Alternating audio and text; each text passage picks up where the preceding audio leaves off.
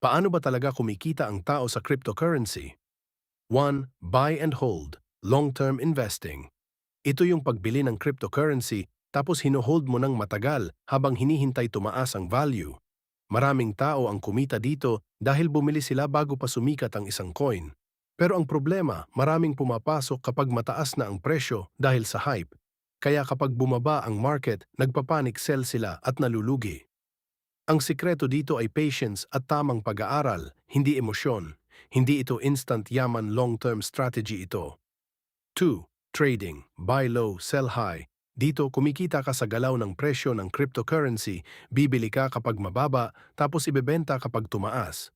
Simple pakinggan pero mataas ang risk dahil sobrang volatile ng market. Maraming beginners ang nalulugi kasi pumapasok sila ng walang strategy at puro emotions ang ginagamit. Hindi sapat ang feeling, dito kailangan marunong ka mag-manage ng risk. Sa crypto trading, discipline mas importante kaysa excitement.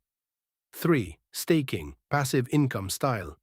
May ibang cryptocurrencies na pwede mong i-stake, ibig sabihin pinapahiram mo temporarily ang coins mo sa system kapalit ng rewards.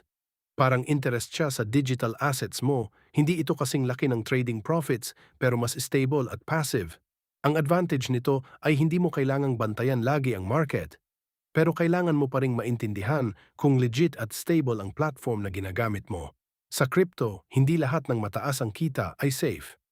4. Content creation, Shatsada crypto education. Maraming creators ngayon ang kumikita sa paggawa ng crypto-related content. Pwede itong videos, tutorials, updates, o simpleng explanations para sa beginners. Habang lumalaki ang audience mo, pwede kang kumita sa ads, sponsorships o affiliate links. Ang dahilan kung bakit malakas ito ay dahil maraming tao ang gustong maintindihan ang crypto, pero nalilito sila. Kapag marunong kang magpaliwanag ng simple, may value ka sa market. Sa panahon ngayon, information is income. 5. NFT, Web3 projects, high risk, high reward. May mga tao ring kumikita sa NFTs at Web3 projects, pero ito ang isa sa pinaka-risky.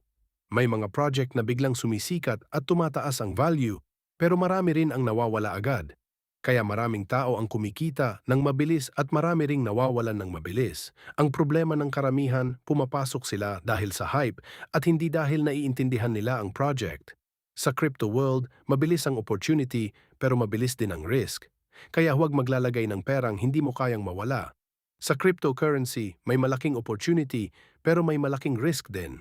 Kaya bago ka pumasok, aralin mo muna ang sistema. And that is the formula.